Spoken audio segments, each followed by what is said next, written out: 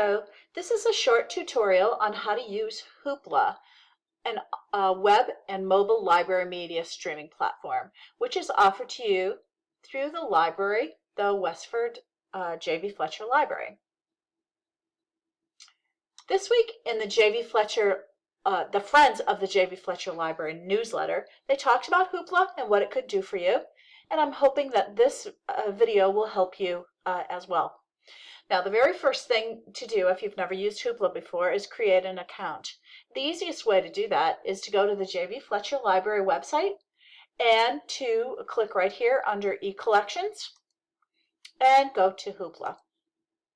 When you go here, it explains a little bit about what Hoopla is and how to use it, but I'm going to go over that too.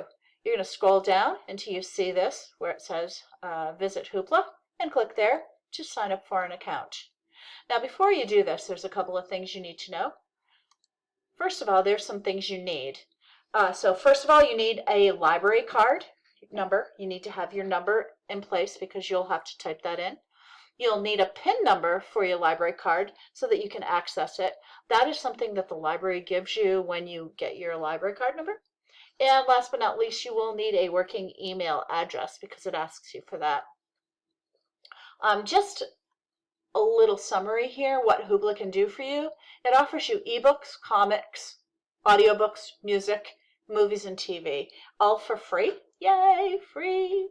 And you can get that content on your computer, on a tablet by using the app, which is right here, a picture of it, or on your phone, also using the app, and it's all free.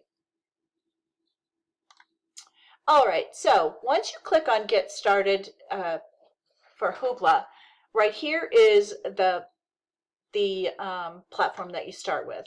First of all, you click right here where it says Get Started Today, and it asks you to fill this form out with your email address. You're going to confirm it, and then create a password for this and confirm that.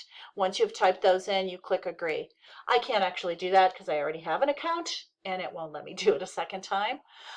Once you do this, it will ask you for your library card number, and it'll ask you to search for your library. You can just type in J.V. Fletcher Library. You can type in our zip code, and it brings you to that library. And it's all really straightforward.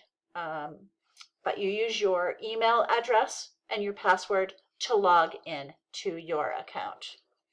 All right, I'm going to stop the video here for a second because I'm going to log into my account and show you how to use it. So I'll be right back.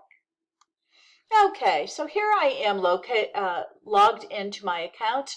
I went up into the top and I went into the library website, clicked on Hoopla, and logged in.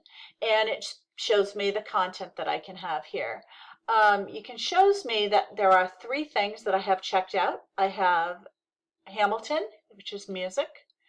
I have Harry Potter, which is an audiobook, and Encanto, which is also music. Now, I would play those for you right now, except that my recording software won't allow you to hear off of my computer, only my narration. So unfortunately, we can't listen to Encanto while we are searching. However, let's see, I want to push this down a little bit. At the top here of Hoopla, it does help you find what you're looking for. By browsing, you can choose your content that you want to look for. If you're specifically looking for comics or ebooks or something like that, you can then click on them. Now, say you find something you want to check out, like Nate the Great, for example. Let's click on that for a second. Or Big Nate, I'm sorry. If I click on that, you can read a little bit about it, the author, the illustrator, etc., little ratings. You can see a little bit more. And it tells you here, this title is available for 21 days after you borrow it. This title is available for streaming and downloading on mobile devices. Okay? So that does tell you how long you have it and the such. And now if you wanted to check that out, you would click right here, and it would then be available to you. You can do that on your computer. You can do it also on your devices. Now, to use Hoopla on your devices, by that I mean your phone or your tablet, you would absolutely need to get the Hoopla app, which is available in the App Store for free. All right, let's go back.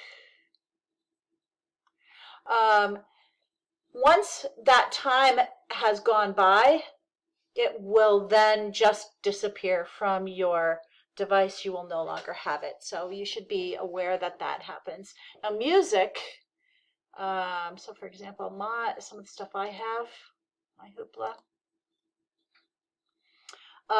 I've noticed that the music like Encanto and Hamilton, you only have those for 7 days versus a book which you have for 21 days, which is kind of important to know, especially if you are trying to read a book, especially for a school assignment, or if you really just want to finish that. So anyway, there's also television shows. There's the Billboard Music Awards, popular movies. Here's some television shows. There's the music. And they're always putting new things in there. All right. I think that pretty much covers what it is you can do in Hoopla. If you have questions about putting the app on your phone or your device, it's usually as easy as putting any kind of app in, and then you just sign in using your email and password that you create, and that should be everything you need to know. Please let your librarians know if you have any questions about this, and hopefully this has been helpful to you. Thanks so much.